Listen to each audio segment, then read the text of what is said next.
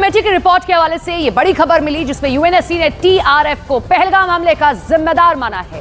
UNSC ने यह कहा कि लश्कर की मदद के बिना पहलगाम हमला संभव नहीं है। पहलगाम हमले पर यूएनएससी कमेटी की रिपोर्ट सामने आई है।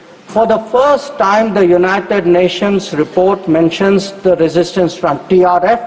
The Pahalgam attack could not have happened without Lashkar-e-Taiba support, and there was a relationship between LET and TRF. दूसरी है उसको दुनिया में ग्लोबली भी हमें जो कुछ हुआ यूएन सिक्योरिटी काउंसिल के रेजोल्यूशन, मुझे लग रहा है कि मुझे पाकिस्तानी होने के नाते मेरा सर शर्म से झुक गया है। पहलगाम का वाकया हुआ, Indian media reach to the conclusion Pakistan ने करवाया। इन चारों ने बैठ के ये पूरा प्लान कंसीव किया और ये चार लोग जो थे ये इसके बारे में जानते थे और इवन हमारी फौज के जो दूसरे कोर कमांडर्स थे। तो इंडियंस क्या कहते हैं कि हमने बहुत पीस नेगोशिएशंस करके देख लिए, बड़े ओवरचर्स करके देख लिए, बहुत ही सीक्रेटिवली ये पूरा प्लान तैयार किया गया और उसके बाद फिर इसको इम्प्लीमेंट किया गया। अब जब वो कहते हैं कि हम जब इस वक्त आएंगे मैदान में तो तुम्हें एवरलास्टिंग डैमेज देंगे, उसका मतलब है कि ये जो डैमेज होगा आपका। हमने सर अक्टूबर 1947 में ये काम शुरू कर दिया था। लेट्स बी ऑनेस्ट, वही बात है, ऑनेस्टी जब तक नहीं हो। पाकिस्तान ने ही साजिश रची थी। जो पाकिस्तान बाकी देशों में घूम घूम कर खुद को निर्दोष बता रहा था, उसकी पोल तो यूएनएससी की रिपोर्ट में खुल गई। यूएनएससी की सैंक्शन मॉनिटरिंग टीम ने अपनी ताजा 36वीं रिपोर्ट में खुलासा किया कि द रेजिस्टेंस फ्रंट ने इस हमले की जिम्मेदारी 2 बार ली थी और हमले की जगह की तस्वीरें भी जारी की थी। रिपोर्ट में यह भी कहा गया कि यह हमला पाकिस्तान आधारित लश्कर-ए-तोयबा के समर्थन के बिना मुमकिन नहीं था। इस हमले में 26 मासूम नागरिकों की जान चली गई थी। 22 अप्रैल को हुए इस हमले में पहलगाम के एक टूरिस्ट स्पॉट को निशाना बनाया। टीआरएफ ने उसी दिन हमले की जिम्मेदारी ली और हमले की जगह की तस्वीरें भी दुनिया के सामने लाई। यूएनएससी में आईएसआईएल, अल-कायदा जैसे आतंकी संगठनों की निगरानी वाली टीम ने 36वीं रिपोर्ट पेश की।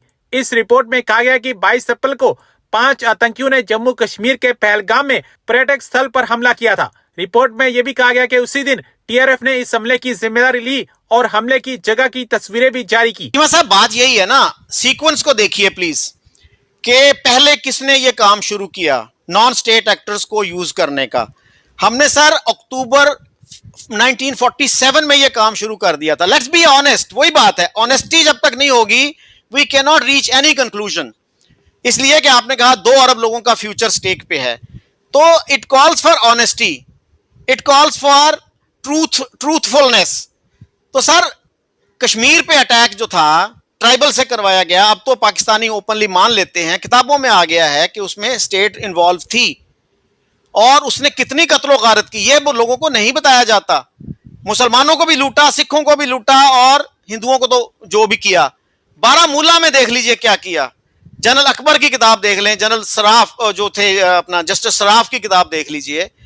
सो कितनी कत्लो गारत हमने अक्टूबर 47 में की। मेरे अपने एक अजीज से मैं ये बात कर रहा था, he refuse to believe this. कहता है पाकिस्तान को तो अभी 3 महीने नहीं हुए थे तो कैसे कर दिया उसने। It's a matter of record sir.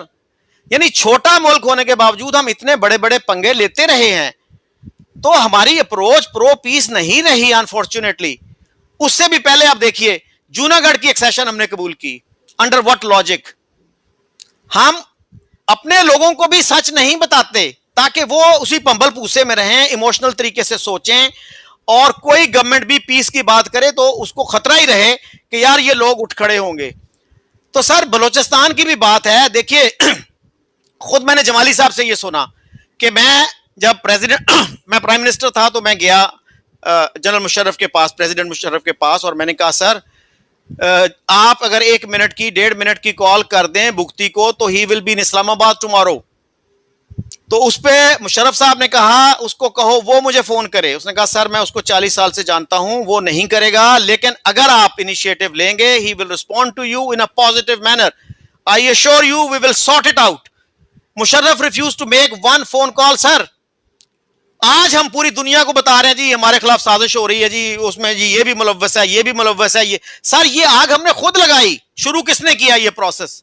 छोटा मुल्क होने के बावजूद आप 6 गुना छोटे हैं उनसे, आबादी में, रिसोर्सेज में, लेकिन आप जो है प्रो पीस नहीं रहे। अब देखिए ना, पहला टेररिस्ट इंसिडेंट पहला कौन सा हुआ, दूसरा कौन सा हुआ। अब देखिए एक इंडियन सिटीजन, आम एक इंडियन सिटीजन है, वो अपनी गवर्नमेंट के पास जाता है कि यार छोटा मुल्क होने के बावजूद पाकिस्तान इतना कुछ करता है, आप क्यों नहीं करते। मुल्क से क्या मुराद है सर? पाकिस्तान की आबादी देख लीजिए, रिसोर्सेज देख लीजिए। तो शुरू में एक्सेप्ट कर लिया ना कि हमने नॉन स्टेट एक्टर को इस्तेमाल किया for getting so much objectives. मेज पे बैठ के हल किया जाएगा।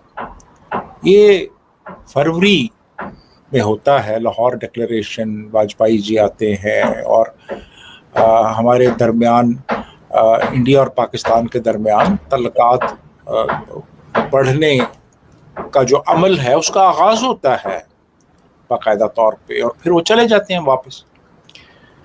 मार्च का महीना के प्रेपरेशंस करते हैं। अप्रैल 99 में हमारी तरफ से इन्फिल्ट्रेशंस शुरू हो जाती हैं, और प्राइमरीली इसमें हमारी जो नॉर्दर्न लाइट इन्फेंट्री है वो हिस्सा ले रही है। रेगुलर ट्रुप्स, अब तो वो रेगुलर एक रेजिमेंट बन गई है ना पाकिस्तान आर्मी की। 99 में यानी ये जब कॉन्फ्लिक्ट हुआ है, कारगिल हुआ है, उस वक्त वो पैरामिलिट्री थी, लेकिन बाद में फिर अब इसको रेजिमेंट बना दिया गया और ये पूरे पाकिस्तान में है। पहले सिर्फ ये नॉर्दर्न एरियाज में होती थी। तो NLI ने इसमें हिस्सा लिया। अप्रैल में इन्होंने इन्फिल्ट्रेशंस शुरू कर दी थी और अप्रैल के एंड तक ये इन्फिल्ट्रेशंस मुकम्मल कर चुके थे। और होता एक्चुअली ये है कि जो एक अनरिटन कह लें, एक दोनों मुल्कों की फ़ौजों के दरमियान एक अंडरस्टैंडिंग थी, वो ये थी कि चूँकि सर्दियों में काफ़ी ज़्यादा वहाँ पे हाई अल्टीट्यूड पे लिविंग कंडीशंस हैं वो ख़राब हो जाती हैं, तो सर्दियों में फिर ये वापस नीचे आ जाते थे, रिजेस से नीचे आ जाते थे। सर्दियां गुजार के फिर गर्मियों में ऊपर चले जाते थे और अपनी जो पोस्ट थी उनको ऑक्यूपाई कर लेते थे। तो इंडियंस ने भी यही किया था। वो एतबार के ऊपर बहुत सी चीज़ें चलती हैं ना, बहुत से दुनिया के ममालिक में अंडरस्टैंडिंग होती है कि ये हमारा बॉर्डर है, ये तुम्हारा बॉर्डर है, यानी हमारी बॉर्डर यहाँ तक है, उसके आगे तुम्हारा है, ये अंडरस्टैंडिंग होती है। तो यही अंडरस्टैंडिंग थी कि ये रिज हमारी है, ये तुम्हारी। तो वो इंडियंस जो थे ना, वो सर्दियों में वो पोस्टें अपनी छोड़ के पीछे चले गए। तो इन्होंने अप्रैल में अपने ट्रुप्स भिजवाए और फिर इन्होंने कब्जे कर लिए हुए थे। तो ये 3 मई को इंडिया को पता चला। उनके कुछ जो शेपर्ड्स थे, ये चरवाहों ने कुछ देखा, मूवमेंट देखी, और उन्होंने कहा जी कि उन्होंने जाके बताया पीछे